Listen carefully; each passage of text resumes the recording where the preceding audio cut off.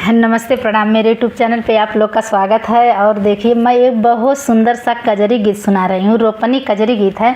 सबका धान रोपा गया है तो पत्नी कैसे बुला रही है पति को, फ़ोन करके उनको समझा रही, कैसे कैसे उनको बुला रही है, बता रही कि सबका बैठ गया है धान।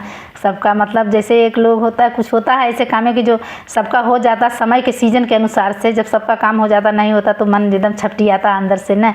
खेती किसान लोग बहुत छपटी आते हैं कि देखिए इनका हो गया, उनका हो गया, मेरा नहीं हुआ।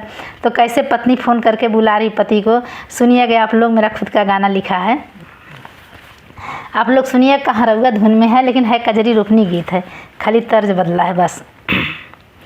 जेठा महीनवा में डारे बेहनिया, अरे जेठा महीनवा में डारे बेहनिया, बीत गए आई गए सैया या साढ़वाना, आई गए सैया या साढ़वाना। सावन महीना में होला रोपनिया, घरे कबैबा सजनवाना। सावन महीना में होला रोपनिया, घरे कबैबा सजनवाना। जेठा महीना में डारे बेहनिया, बीत गए आषाढ़ महीना माना, अरे आई गए आषाढ़ महीना माना। सावन महीना में होला रोपनिया, घरे कबैबा सजनवाना। सावन महीना में होला रोपनिया, घरे कबैबा सजनवाना। घरे कबैबा सजनवाना, घरे कबैबा सजनवाना। सावन महीना में होला रोपनिया, घरे कबैबा सजनवाना। सावन महीना में होला रोपनिया, घरे कबैबा सजनवाना। सवना भदौआ के बरसे बदरिया, खेतवा में पानी लहराए ना। सवना भदौआ के बरसे बदरी, खेतवा में पानी लहराए ना, अरे खेतवा में पानी लहराए ना। टोला पड़ोसिन के बैठे रोपनिया, टोला पड़ोसिन के होई गए रोपनिया, हमरो बेहनिया झुराए ना। टोला पड़ोसिन के होई गए रोपनिया, हमरो बेहनिया झुराए ना। हमरो बेहनिया झुराए ना, हमरो बेहनिया झुराए ना। सावन महीना में होला रोपनिया, घरे कबैबा सजनवाना। सावन महीना में होला रोपनिया, घरे कबैबा सजनवाना। जेठ महीनवा में डारे बेहनिया, बीत गए सैया या साढ़वाना।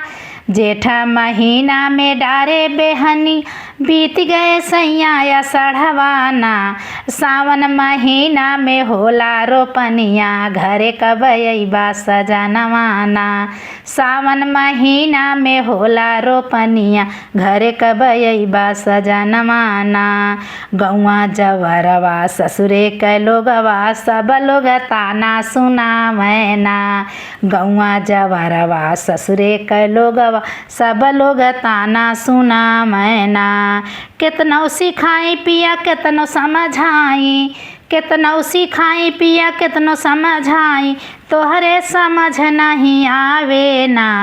केतनो सिखाई पिया केतनो समझाई, तोहरे समझ नहीं आवे ना।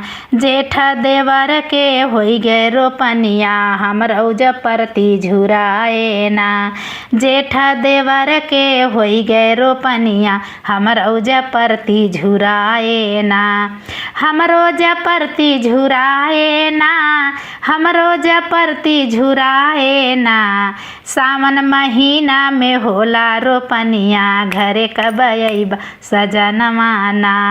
सावन महीना में होला रोपनिया, घरे कबैबा सजनवाना।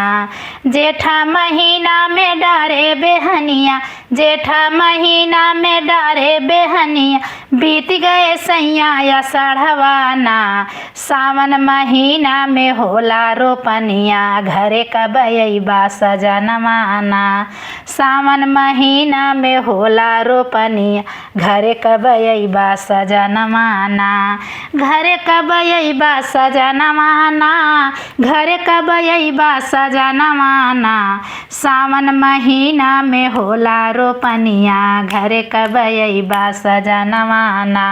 सावन महीना में होला रोपनिया घरे कब अइबा सजनवाना।